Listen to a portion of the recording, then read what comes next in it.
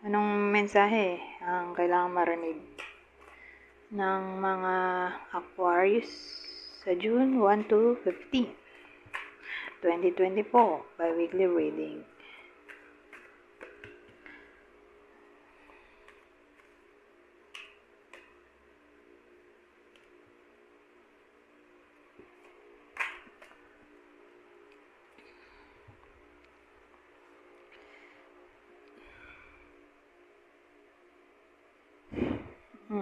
Anyari.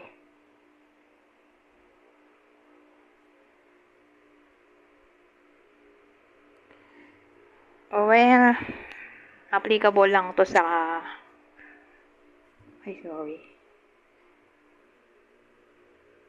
sa crush.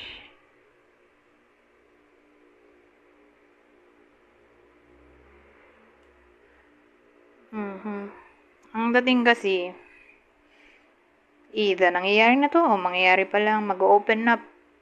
May mag-open up. Okay? Hindi ko lang kung sino, kayo ba o yung crush ninyo. Pero kasi, unrequited love para sa akin. Ganun lang ang dating. Hindi parehas yung nararamdaman. So, sa madaling salita, may marireject. So, dahil marireject, magli-lead sa no contact. Okay? So, ganun.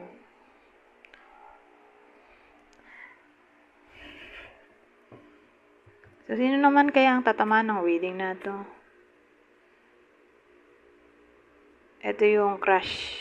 Okay? Ng Aquarius.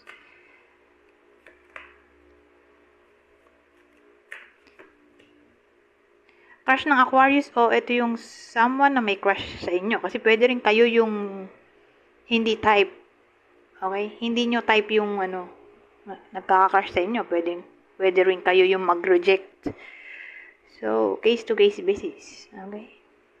So, kunin nyo lang yung sa tingin nyo ay applicable sa inyo. So, sino yung possible person dito? Sagittarius, Taurus.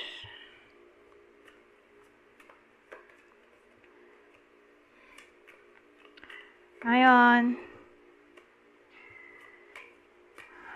may lalaki tayo dito. More like single to. So, pwedeng kayo mismo to, kung lalaki yung viewer, o ito yung crush nyo. Kung babae man. Tapos yung crush nila ay lalaking single.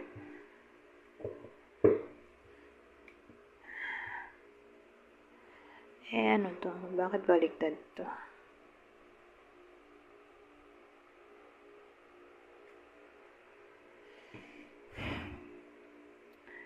Iniisip ko tuloy kung konektado ba to doon sa unang spread. Na ang reason kung bakit hindi type o bakit na-reject. Mukhang lalaki yung nang reject dito eh. Parang babae yung magko-confess ng feelings. Tapos ma-reject ng lalaki. Tapos hindi nyo alam kung bakit. Di ba kayo type? O sabihin natin, di ba nagagandahan sa inyo? Ang reason ay dahil either ayaw ng family niya dun sa babae o di niya type kasi di mayaman o walang savings, walang pera, walang position sa work. Para bang yun yung requirement niya. Mataas yung standard niya eh. So again, mahalaga ang pera at reputation. Hindi nakikita ng lalaking to dun sa babae kaya nireject niya. Kasi success sana to. Kaya lang, ito nga yung hangman.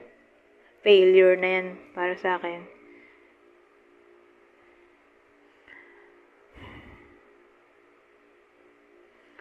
Ewan ko. Ganun lang dating sa akin eh. Hindi magle-let go. Kasi nga, na-reject eh. Kailangan naman puwersahin kung ayaw eh. Wala tayong magagawa.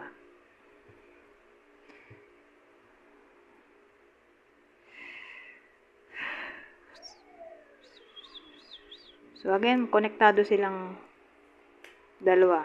Okay, yung dalawang spread. Ngayon, punta tayo dito. Best friend. Ewan ko. Kung ididikit natin to dun sa dalawang spread, siguro mag-best friend to. Nag-confess yung babae dun sa crush niyang best friend niya. Pero mukhang mare-reject. Pwede rin ganun. So, kunin nyo lang yung sa tingin nyo ay applicable sa inyo o baka ito yung case ng someone na kakilala ninyo.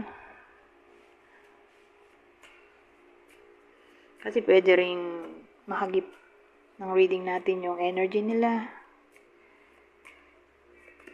Oh, true. Yes, what you're asking about is the truth. So, ewan ko kung anong maiisip nyo sa June 1 to 15 na para bang kailangan nyo ng sagot. Malamang yes lang sagot. So again, mukhang mapapaisip kayo. At yes daw ang sagot. Okay? Sa June 1 to 15, ito naman. Listen to your true feelings. Don't let others talk you into doing something that you know is wrong. Ano yan? Tawag dito. Sa madaling salita, huwag magpa-manipulate. Kung tingin nyo, ayaw nyo, gawin. Yung pinapagawa sa inyo ng ibang tao, di wag nyo gawin. Kung sa tingin nyo mali, di wag nyo pwersahin ang sarili nyo na gawin. Kasi syempre mapapahama kayo. Minsan kasi, alam naman talaga na mali. Di ba? Ayaw din naman nilang gawin. Kaya lang sa takot. Wala silang magawa, kundi sumunod. May case kasing ganon, di ba? Lalo na sa workplace o sa kapamilya.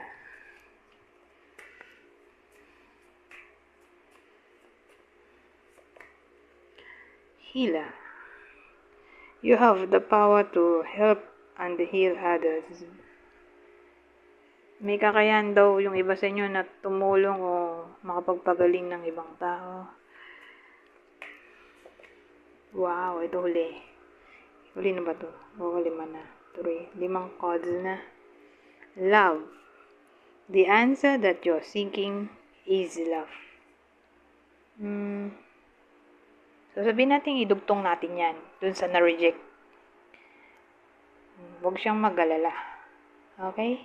Kasi makakahanap din siya ng mas better dyan sa crush niya na hindi siya type. Baka hindi lang talaga sila meant to be. Dahil mas better yung paparating na bago.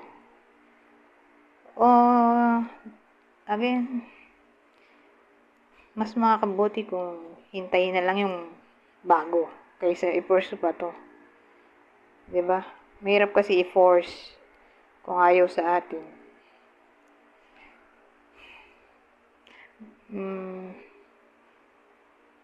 Ganun eh. Anyways, hanggang dito na lang. Goodbye po na.